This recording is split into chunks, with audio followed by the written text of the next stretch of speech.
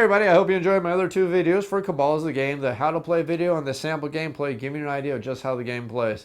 Now normally this is where I do my review for a board game, but I definitely do not want to do a review for the board game here because the game is not fully produced.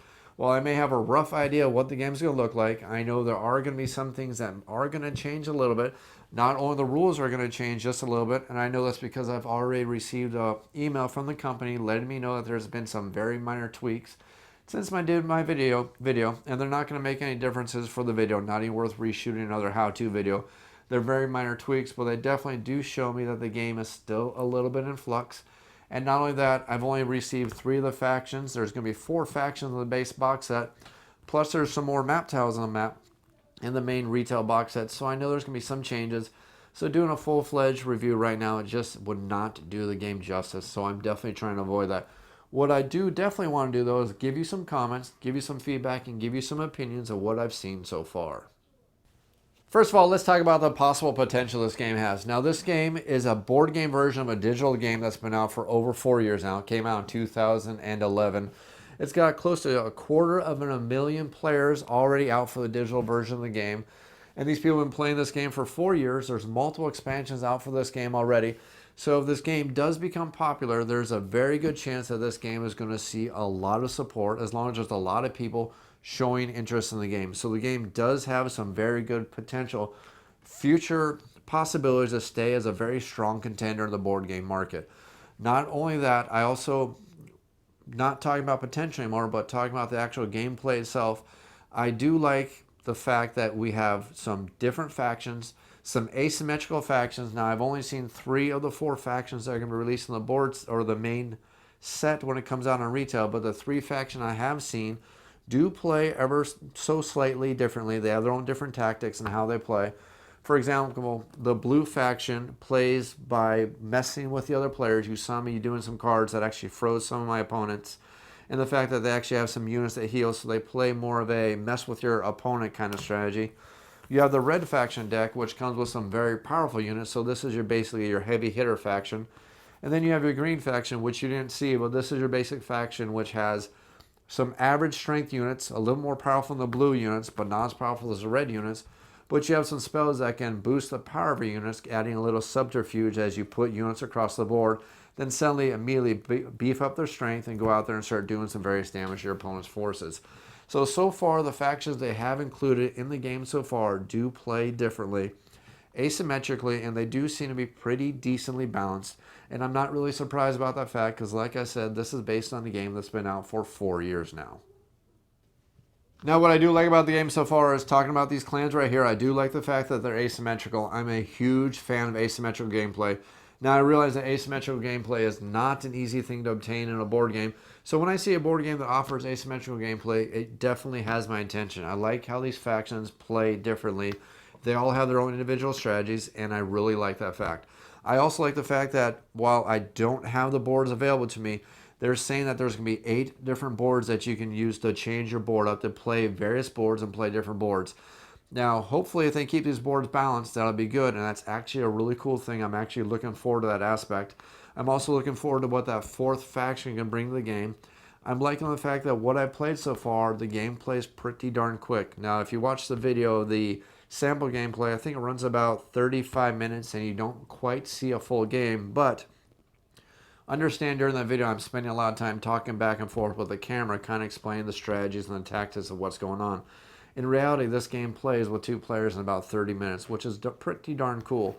It actually, in a lot of ways, kind of reminds me of Summer Wars, which is another game which involves cards moving across a board, except the difference here in this game is this game only has 1 resource, and you're not using a resource of having to discard your cards, which, while that does provide its own kind of strategies, I actually like it better in this game because while Summer Wars is a decent game, I kind of got bored with it after a while. Now, granted, I played that game for quite a while.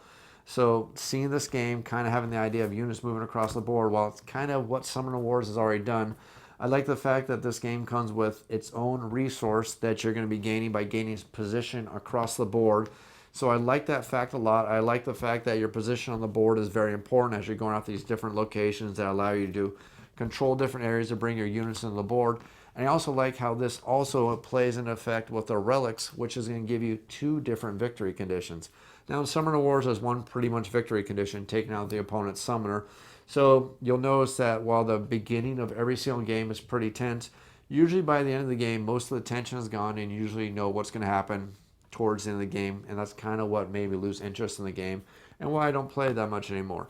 What I'm liking about this game so far is I like the fact that there are 2 victory conditions that you're constantly vying for. You have the one condition of getting the total dominance by either destroying your opponent's relics or just having more relics on the board than your opponent. So that's one victory condition, but you also have the secondary victory condition of moving one of your units into opponent's stronghold. So you have you're trying to judge 2 different victory conditions that you're trying to gain, but these are 2 different victory conditions you also try and protect yourself from, because that's what your opponent's going for. So it kind of makes the game feel like there's more going on. And if I had a choice right here and right now, if I wanted to play this game from what I've seen or owning Summoner Wars, right now this would be the game I'd pick. Now, having said that, though, there are a couple of caveats I have to say about this game. There are some unknowns about this game that could definitely change my opinion. Now, they list this game as a game that does play from 2 to 4 players, and remembering my experience from a Summoner Wars, again, doing the comparison here. Sorry, I have to do it because this game isn't produced, and that's a game that's been out for a while. And it's a comparison I think a lot of you are going to understand, but Summoner Wars is terrible as a 3 to 4 player game. The game just does not work that well as a 3 to 4 player game. Instead of playing Summoner Wars as a 3 to 4 player game, I would always just say, look, just break out 2 boards and play 2 separate 2-player games. And I'm wondering how exactly this game is going to change things up to be playable and playable well as a 3 to 4 player game. I'm hoping that they have something up their sleeves, some kind of idea or some kind of rules changes that are going to make me like this game as a 3 to 4 player game. Now, I don't think it's impossible to do. I can pick another game that is basically the same idea where you're having units moving across the board, and that's Dungeon Twister. It's basically a game that was designed as a 2-player game, but they brought out an expansion for it that allows you to play up to 4 players, and those rules worked fantastically, which is something I cannot say about Summoner Wars. And again, I haven't seen how this game is going to play with 3 to 4 players, so I'd like to hope that they have some kind of plans to make it good, but I just don't know. So it's an unknown at this point. I also have no idea how the other 3 factions are going to play. Now, while one of them is only the one concern at this point because we only know about the one more faction that's going to be in the base box, we also know that this game already has expansions for it in the digital medium, which I'm sure they're already planning to bring out in the cardboard format, which is going to bring out at least 2 more factions. And again, we don't know how those factions are going to play versus these factions. We don't know how well they're going to be balanced versus these factions. And I personally don't know yet how the game is going to play, because one of the tweaks that's coming down the road is you can actually mix some of these factions together. Now, I don't remember which one of these factions mixed together. I'm going to have to double check, but you can actually take 2 faction decks and build your army or your cabal based on 2 different factions and use them to versus another opponent. So I don't know if the game's going to stay balanced in that aspect, and that's another unknown that I just don't know. And simply because I don't know what that 4th faction looks like. Now, I've talked about the pros, I've talked about the unknowns, and I want to talk about a few things that are having me worry about this game. The very first thing about this game that I'm a little bit worried about is the fact that this game, for me, is a little bit more on the simpler side. Now, this is coming from somebody who played Magic the Gathering and other more complex games. And by complexity, I'm talking about the complexity of interaction. I'm not talking about the complexity of the game. I'm talking about the complexity of the interaction between the players. And what I mean by that is the simple fact that if it's your turn, you have a lot of things you can do. You can cast spells. You can summon units. You can cast spells. You can do things on your turn as long as you have the power to do so. If it's not your turn, there's really not much you can do except just wait for your opponent to do things.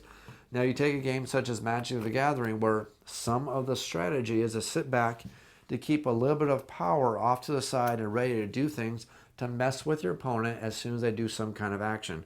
This game doesn't have the ability to do that, and you're basically doing everything you can on your turn to future-proof your turn so your opponent can't decimate you on their turn. But it doesn't matter how well you future-proof, because if they do things, there's really nothing you can do to stop them unless you did some preemptive moves to stop them from doing something. And I do realize the game isn't designed to work that way, but it's something that I really like in games that I play. I like the ability to interact with the other players when it's not my turn. You can see a lot of my other reviews, games that always have my attention are games where you're always plugged into the game constantly, especially when it's not your turn. Unfortunately, and this is the way the game is designed, there's not much you can do when it's not your turn except for wait for the other players to do whatever they're going to do to change the board layout. Then when it comes back to your turn again, it's time to start making decisions based on what the new game board may look like. Whether other opponent units have moved on the board, whether some of your units have been destroyed, whether your defenses have been taken down.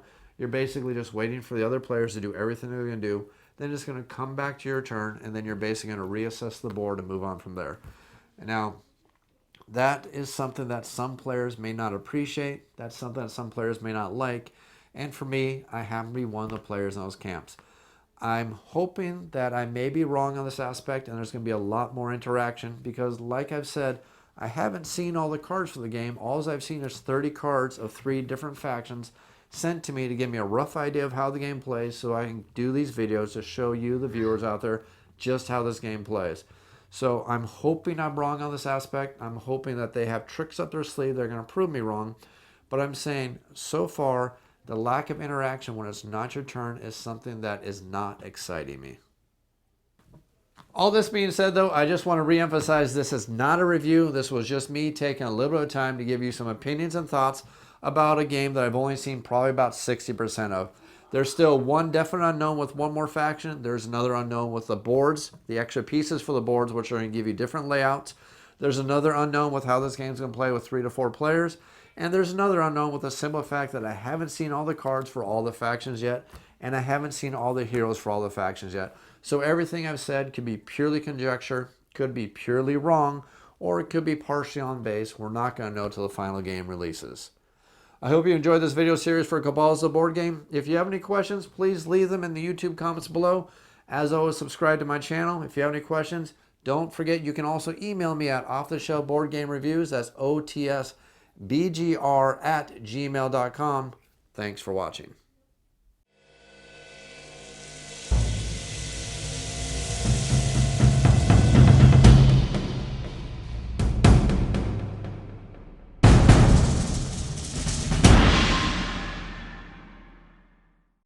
Hey everybody, I hope you enjoyed my 2 videos for Cabals the board game, the how to play video and the actual sample gameplay showing exactly what the game looks like when it plays. Now I don't want to do a full-fledged review for the game for a simple fact that the game is not 100% produced. Now how do I know it's not 100% produced? Well, because there's a cat walking in front of the screen who's becoming quite a character who likes to be in every single video review I do. You're almost becoming a mascot for my board game reviews. On. So it does let me know that there is going to be some future expandability for the game. Cat, why you want to be in videos so much today?